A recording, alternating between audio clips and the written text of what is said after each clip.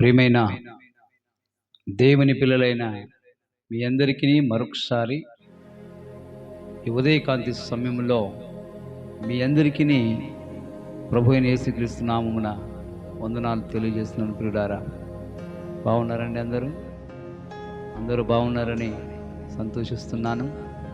ఈ దినము వాగ్దానం చేత ఆదరించబడిన వారమై ప్రభు నామమును హత్తుకొని మనము జీవించలాగున చిన్న ప్రార్థనతో ఈ కార్యక్రమాన్ని మనం ప్రారంభించుకుందాం. పిల్లలారా, అందరూ కళ్ళు మూసుకునేట్లయితే చిన్న ప్రార్థన చేసుకుందాం. పరిశుద్ధుడు, ప్రేమ, దయా, కనికరము గల యేసయ్య, మీ ఘనమైన పాదాలకు వందనాలు, స్తుతులు, స్తోత్రాలు చెల్లిస్తున్నాను. తండ్రి, ఉన్నవాడు, అనువాడు, అనునిత్యము మాతో ఉన్నవాడు. ఈ ఉదయకాంతి సమయంలో నీ పిల్లలనైనా మీరు సంధింపరండి. మీ దాసుడు, మీ సేవకుడైన నన్ను కూడా ఈ పురిపీఠం దగ్గరనైనా నిలబెట్టి పరిశుద్ధాత్మ అభిషేకంతో నైనా మీరు మాట్లాడి బలపరిచి స్థిరపరిచి నీ పిల్లలకు కావలసిన వర్తమానమును అందించినట్లు నా నోరును ద్వారాగా ప్రభు మీరు మాట్లాడి మీరు మహిమ పొందమని ప్రార్థన చేయగలుగుతున్నాను. అయ్యా, వినగలిగే చెవులను గ్రహింపగలిగిన మనసు నీ పిల్లలకి ఇచ్చి గొప్ప ఆదరణ, ప్రేమ, అనురాగాలతో నింపి దినదినానికి వారి ఆసక్తిని కోల్పి నీ మీద ఆధారపడి జీవించే కృప దయచేసి కృప చూపించమని ప్రార్థన చేయగలుగుతున్నాను. అబ్రహాం, యాకోబు, ఇస్సాకుల దేవుడివై ఉండి 7 దినాల్లో మాకు చాలని దేవునిగా ఉన్నందుకు స్తోత్రాలు. ముందున్న కార్యమంతా కూడా నాయన జయవంతంగా శుభంతంగా జరిగించి మీ పిల్లలు సంధించి మీరు ఆస్వాదించి ఆత్మకార్యం జరిగించి నామానికి మేము తెచ్చుకోమని మా ప్రియుడు, మా రక్షకుడు, ప్రియ యేసుక్రీస్తు వారి అతి శ్రేష్టమైన నామములో ప్రార్థిస్తున్నాము తండ్రి, ఆమేన్.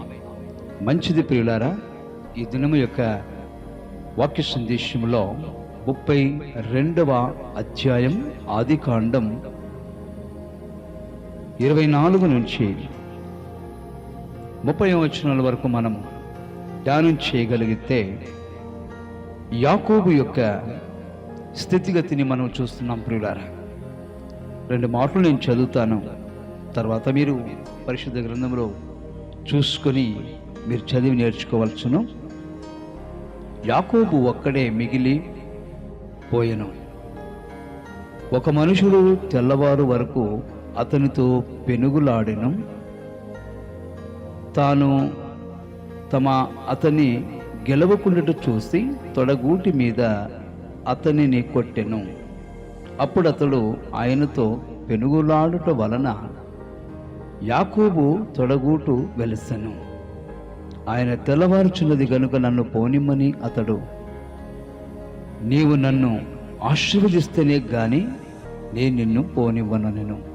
ప్రియులారా, ఈ వాక్య సందేశంలో ఉన్నటువంటి మర్మాంతరం,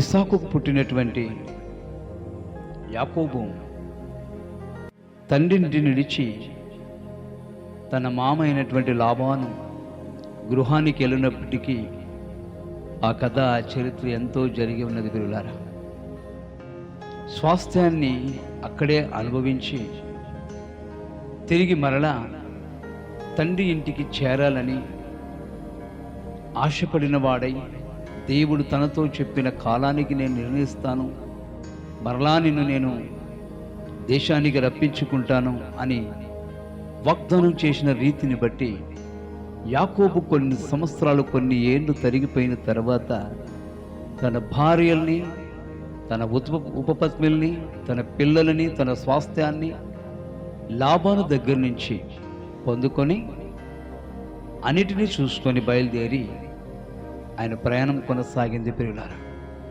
కానీ వాక్యంలో మనం చదువుతున్నామండి, వారి అన్న విషయమై, ఏశావును గురించి అన్న విషయమై భయపడిపోయి ఆయనకు కానుకలుగా తాను సంపాదించినటువంటి వాటన్నిటిలోనూ కానుకగా ఇచ్చి అన్నని కలుసుకొని మరలా నా తండ్రి యొక్క దేశానికి వెళ్ళి నేను జీవించవచ్చు కదా అనే ఆశతో వెళ్ళాడు.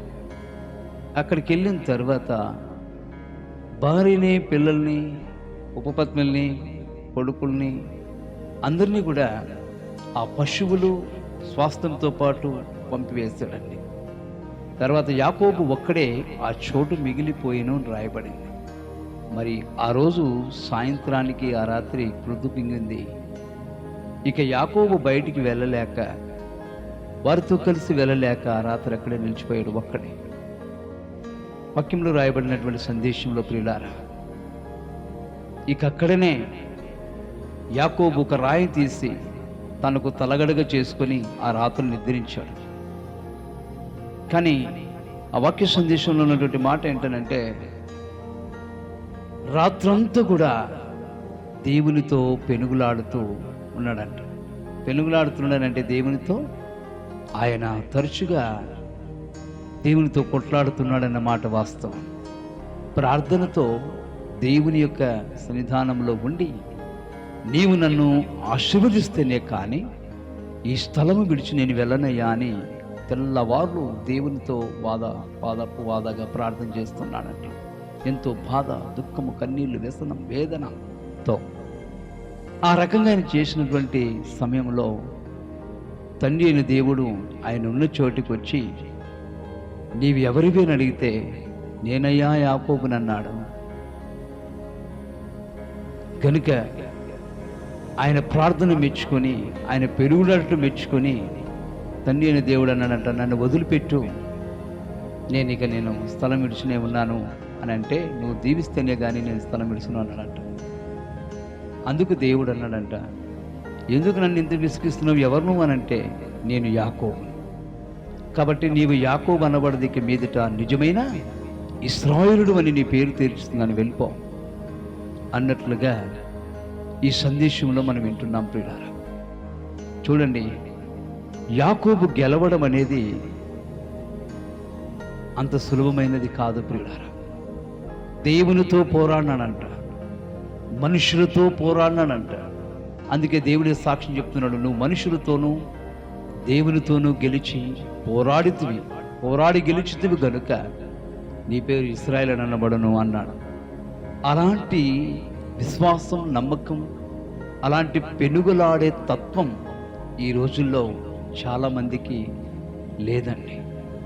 దీవించబడాలి అనుకుంటే, ఖచ్చితంగా దేవుడు ఆశీర్వదించాలి అనుకుంటే, దేవుని సన్నిధి నీ ఇంట్లో, నీ కుటుంబంలో, నీలో ఉండాలి అని అంటే, యాకోబులా పెనుగులాడుటకు, యాకోబులా విధేయత కలిగి ఉండుటకు, యాకోబులా ఆసక్తి కలిగి ప్రార్థన చేసే రకంగా ఈ రోజుల్లో గాన తన పిల్లలు అనిపించుకునే వాళ్ళు ఉండగలిగితే, మరి ప్రార్థనకు అసాధ్యమైనది ఏది కూడా లేదండి. ఒక్క రాత్రికి యాకోబు స్థితిగతులు మార్చిన దేవుడు, ఆయనతో నువ్వు సంబంధాన్ని ఏర్పరచుకొని ఆయన సన్నిధిలో నువ్వు గడపగలిగితే, నిలవగలిగితే, ఇదిగో యాకోబును దీవించిన దేవుడు, యాకోబును ఆశీర్వదించిన దేవుడు నిన్ను ఆశీర్వదించడానికి ఆయనకు ఒక లెక్క ప్రియులారా. కొనియాడడం నేర్చుకోవాలండి, విశ్వాసంలో నిలకడగా ఉండేది నేర్చుకోవాలండి. యాకోబులా పౌరుషం కలిగి ప్రార్థించి, మోకరించి ప్రార్థించేటువంటి ధన్యతలో ఉండేది నేర్చుకోవాలి ప్రియులారా. అందుకే ఆయన మోకరించి ప్రార్థన చేస్తూ ఉంటే దేవుడు తొడగూటి మీద కొట్టాడంట. అందుకే వాక్యంలో రాయబడింది, తొడగూటి మీద కొట్టగా ఆ తుంటి నరము తెగిపోయాను అని. ఎంతగా ప్రార్థన చేసినట్టు చూడండి. ఏదో అంతలా ఇంతలా ప్రార్థన చేసుకుని దేవుడు దీవించలే, కాపాడలే, చేయలే అంటే కాదు సుమా. నీకనేటువంటి ఒక భారం ఉండాలా, నీకనే ఒక ఆసక్తి ఉండాలా, నీకనే ఒక ప్రార్థన మీద బలవంతమైనటువంటి క్రియ నీలో ఉండాలని దేవుని వాక్యం హెచ్చరిస్తూ ఉంది ప్రియులారా. ఆశీర్వదింపబడడం అంటే ఆషామాష కాదు కదండి. దేవునితో పోరాడాల, సమస్యలతో పోరాడాల, సైతాన శక్తులతో పోరాడాల, దేవుని కృపలో గెలవాల. అప్పుడే ఏదైనా కూడా మనము సాధ్యముగా చేసేదానికి ఆయన కాపుదల మెండుగా మన మీద ఉంటుందండి. యాకోబు పోరాడి గెలిచాడు గనుకనే ఇజ్రాయేలుని పేరు తీసుకుని దేశానికే సొంతంగా ఆయన సత్పురుషుడయ్యాడు. ఈరోజు మన జీవితం, మన పోరాటం, మన విశ్వాసం ఏ రీతిలో ఉన్నది ప్రియులారా? ఒకసారి మీరు గమనించండి, ఆలోచించండి. బైబిల్ గ్రంథాన్ని చక్కగా చదవండి. భక్తులు ఎలా నేర్చారు, భక్తులు ఏ విధంగా దేవునితో పోరాడారు, దేవుని మహిమను ఎలా పొందుకున్నారు, ఎలా గెలిచారు, ఏ విధంగా సాధన చేశారు, ఏ విధంగా దేవుని మహిమను అత్తుకొని జీవించినారనే దానికి పరిశుద్ధ గ్రంథంలో ఎన్నో లేఖనాలు ఉన్నాయి ప్రియులారా. కానీ ఈరోజు నీ ఉదయకాంతి సమయంలో కొన్ని మాటలు మాత్రం మీకు చెప్పడానికి దేవుడు ఆసక్తి ఇచ్చాడండి. ఈ వాక్యం ద్వారా మీరు ఆదరించబడి పౌరుషం తెచ్చుకొని, నమ్మకం తెచ్చుకొని, యాకోబు వలె దేవుని దగ్గర తరచుగా ప్రార్థన విజ్ఞాపనతో మీరు పోరాడుతూ గెలిచి ఆయన మహిమకు గురి అయి ఆయన ఆశీర్వాదాలు మీరు అనుభవించాలని ప్రభు పేట మనవి చేస్తూ ఈ చిన్న మాటలు దేవుడు దీవించునుగా కానీ ప్రార్థిస్తూ నిత్యము ఆయన సన్నిధి మీకును మీ కుటుంబాలకి ప్రపంచంలో ఉన్న దేవుని పిల్లలందరికీ ఆశీర్వదులుగులా ఉండులాగున ఆయన మిమ్మలను దీవించునుగాక. పరిశుద్ధాత్మ దేవుని కృప ఎల్లవేళలు యేసయ్య రాకడ పరాంతరం మనందరికీ తోడే ఉండునుగాక. ఆమేన్. మంచిదండి. మరి దేవుని చిత్తమైతే రేపు ఉదయకాంత సమయంలో మరలా మనం కలుసుకొని కొత్త విషయాలు కనుగొని ప్రభు కొరకు జీవించే వరకు ఉండునట్లుగా దేవుడు మనకు సహాయము చేయునుగాక.